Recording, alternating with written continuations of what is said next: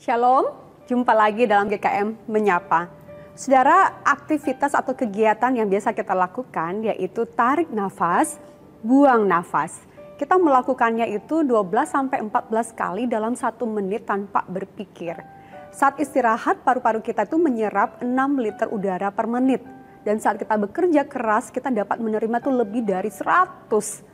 Banyak sekali. Bernafas adalah kejadian yang kemudian kita lihat itu sebagai hal yang biasa. Tapi itu adalah keajaiban yang tidak pernah kita pikirkan terlalu lama. Itu tidak disengaja dan kita biasa melakukannya. Saudara, Tuhan menciptakan kita dengan kemampuan untuk bernafas, untuk menopang kehidupan alami kita. Dan dengan cara yang sama Tuhan juga memberi kita cara untuk bernafas secara spiritual demi kesejahteraan spiritual kita. Pernafasan spiritual itu seperti pernafasan fisik ya, kata Bill Bright, dia seorang pendiri dari kampus Crusade for Christ. Adalah proses itu untuk menghembuskan nafas yang tidak murni dan menghirup yang murni, sebuah latihan iman yang memungkinkan kita mengalami kasih dan pengampunan Tuhan dalam menjalani kehidupan. Tetapi sayangnya rata-rata umat Kristiani tidak memahami konsep pernafasan rohani sebagai latihan iman dan sebagai akibatnya hidup dalam roller coaster rohani. Mereka berpindah dari satu pengalaman emosional ke pengalaman emosional lainnya dan menjalani sebagian besar hidup mereka sebagai seorang Kristen yang duniawi, mengendalikan kehidupan mereka sendiri, frustasi dan tidak membuahkan hasil tanpa mengandalkan Tuhan. Saudara, pernafasan fisik itu memberi tubuh kita tuh pasokan oksigen yang konstan yang diperlukan bagi tubuh kita untuk bisa menghasilkan atau memproduksi energi.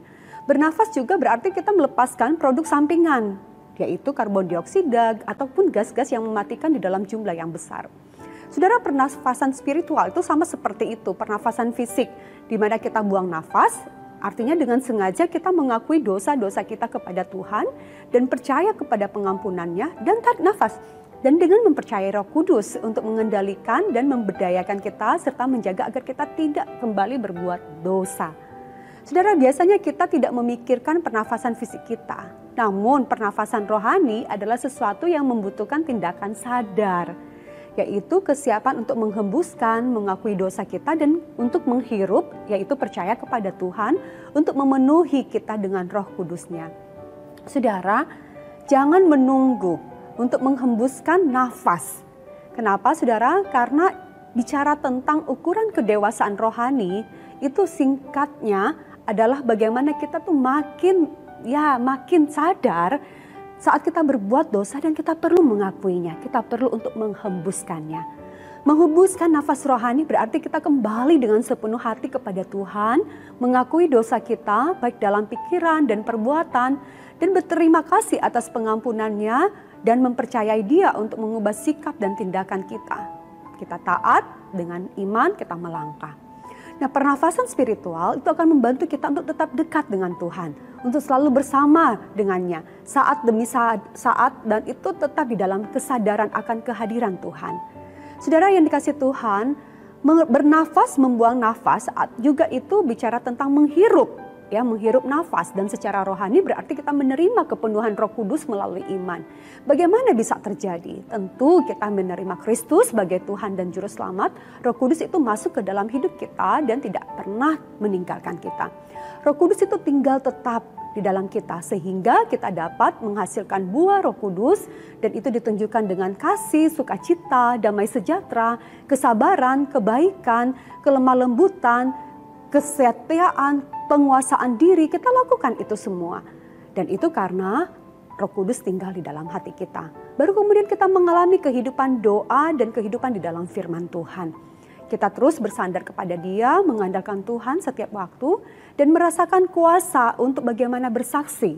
Kita siap juga untuk berperang, melakukan peperangan rohani melawan dunia, kedanginan, dan iblis. Dan juga kita merasakan bagaimana kuasa Tuhan yang menuntun kita di saat kita melawan segala godaan dan tipu daya daripada dunia ini.